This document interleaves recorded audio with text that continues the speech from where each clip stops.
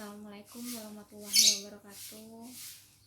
Perkenalkan, nama saya Irsa Putri Novalian. Saya dari mahasiswi S1 Keperawatan Sekolah Tinggi Ilmu Kesehatan Indonesia Maju atau STIKIM. Saya ingin menyampaikan tentang ilmu dasar keperawatan.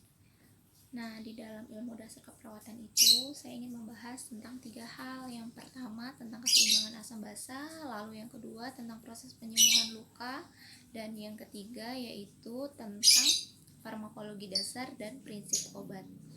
Nah, saya akan membahas yang pertama terlebih dahulu, yaitu tentang keseimbangan asam basa. Nah, untuk pembahasan pertama yaitu tentang keseimbangan asam dan basa. Asam adalah suatu cairan yang bersifat asam dan dikatakan asam apabila mampu melepaskan atau menyumbangkan ion hidrogen. Nah, asam juga disebut juga dengan asidosis. Nah, sedangkan basa dikatakan basa apabila ia mampu menerima ion hidrogen. Nah, basa disebut juga dengan alkalosis. Untuk normal pH sendiri yaitu 7,35 sampai dengan 7,45. Dan untuk PaCO2 yaitu untuk nilai normalnya adalah 35 sampai 45. Dan untuk HCO3- yaitu nilai normalnya adalah 22 sampai 26.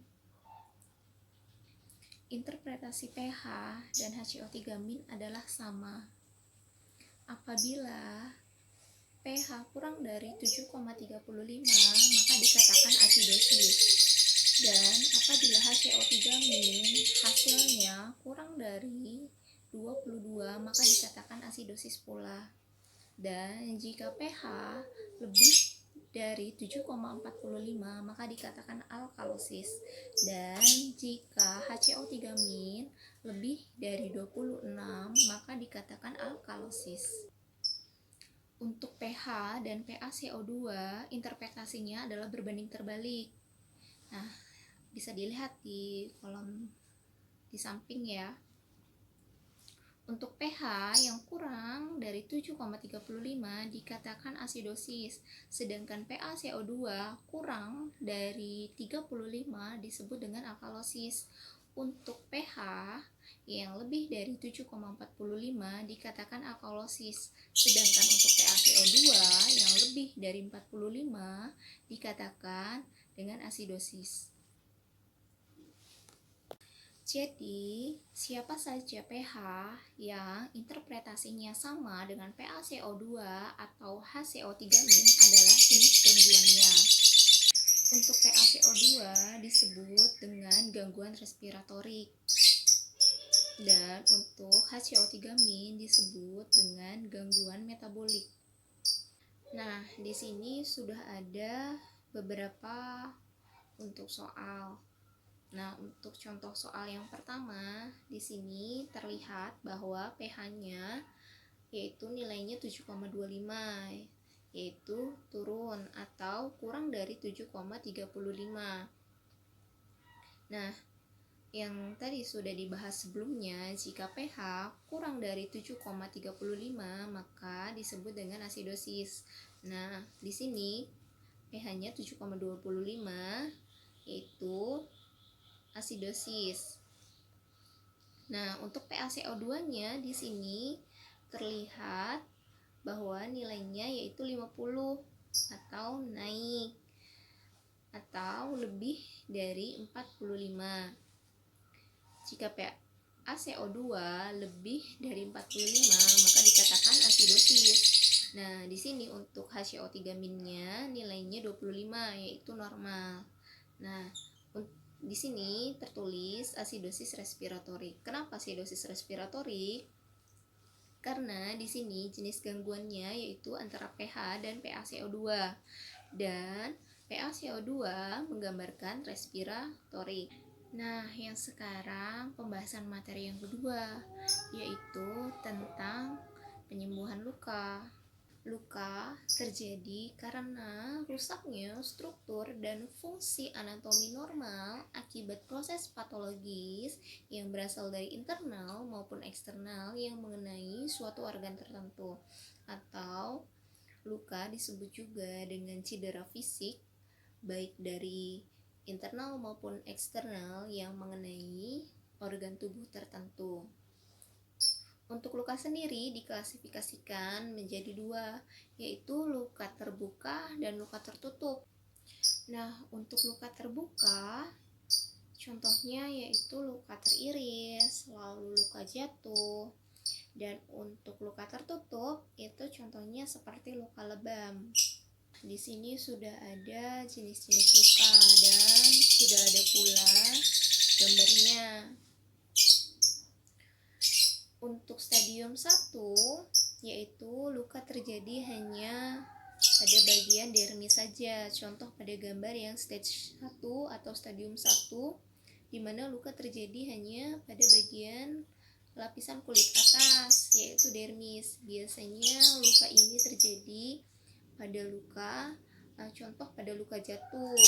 Lalu selanjutnya untuk stadium 2, di mana luka ini terjadi hingga ke lapisan epidermis, yaitu pada gambar stage 2 atau stadium 2. Untuk stadium 3, di mana luka ini terjadi hingga ke lapisan fasia atau hilangnya kulit keseluruhan, meliputi kerusakan atau nekrosis dari mulai lapisan epidermis, dermis, lalu hingga fasia, tetapi tidak mengenai jaringan otot. Biasanya contoh kasus ini terjadi pada contoh luka diabetes. Stadium 4 ini juga ditemukan pada luka diabetes, di mana kerusakan ini terjadi hingga ke lapisan otot atau hingga ke tendon atau tulang yang mengalami destruksi atau kerusakan yang luas dari stadium 1 hingga stadium 4. Terlihat di mana untuk stadium 4 ini area lukanya yaitu cukup luas hingga mengenai ke tendon atau sampai ke tulang. Nah, apa saja sih faktor-faktor yang mempengaruhi proses penyembuhan luka? Nah, yang pertama ada usia. Mengapa usia menjadi faktor yang mempengaruhi proses penyembuhannya luka? Yaitu biasanya proses penyembuhan luka cepat terjadi pada pasien dewasa maupun pasien anak-anak. Tidak demikian pada usia lanjut, karena terjadi penurunan fungsi tubuh pada usia lanjut. Yang kedua itu di sini ada nutrisi, di mana nutrisi sangat berpengaruh pada proses penyembuhan luka. Mengapa? Karena pada nutrisi itu terdapat vitamin C, protein, dan mineral, di mana vitamin C dan protein yaitu akan membentuk sel-sel baru pada proses penyembuhan luka. Yang ketiga yaitu ada medikasi. Medikasi di sini yaitu biasanya pada pasien dengan pengobatan tertentu, contohnya konsumsi obat aspirin, heparin, lalu steroid, dan obat anti kanker, itu bisa menghambat proses penyembuhan luka. Nah, pada pasien yang mengkonsumsi obat anti kanker, itu tujuannya yaitu untuk mematikan sel, sedangkan pada proses penyembuhan luka bertujuan untuk memberikan sel-sel baru agar penyembuhan lukanya cepat terjadi. Berikutnya sistem kekebalan tubuh, di mana sistem kekebalan tubuh juga sangat berpengaruh pada proses penyembuhan luka. Selanjutnya ada obesitas, di mana obesitas mempengaruhi proses penyembuhan luka karena suplai darahnya yang menghambat akibat adanya jaringan adipos atau jaringan lemak yang tidak adekuat. Selanjutnya ada penyakit. Nah, di sini penyakit tentu sangat berpengaruh pada proses penyembuhan luka. Contohnya pada pasien dengan diabetes mellitus atau dengan penyakit yang berhubungan dengan autoimun. Nah, yang terakhir ada gaya hidup. Gaya hidup yang buruk juga bisa mempengaruhi proses penyembuhan luka. Contohnya yaitu merokok. Mengapa merokok? Karena merokok dapat menurunkan hemoglobin. Nah, hemoglobin di sini berguna untuk mengangkut oksigen yang sangat dibutuhkan untuk proses penyembuhan luka. Nah, merokok juga dapat menyebabkan aliran darah menjadi terhambat. Selanjutnya ada fase proses penyembuhan luka. Fase pertama yaitu fase inflamasi, lalu yang kedua fase proliferasi, lalu yang ketiga ada fase maturasi atau remodeling. Pada fase inflamasi ini bermula sejak terjadinya luka hingga berhentinya perdarahan lanjut dengan proses koagulasi. Nah, setelah perdarahan berhenti, lalu tubuh akan secepatnya menghantarkan cairan seperti plasma protein, sel darah, lalu antibodi pada area luka yang menyebabkan area luka tersebut menjadi bengkak, sakit, dan merah. Namun pada fase inflamasi ini terjadi secara fisiologis atau normal apabila berlangsung selama 2-4 hari secara normal.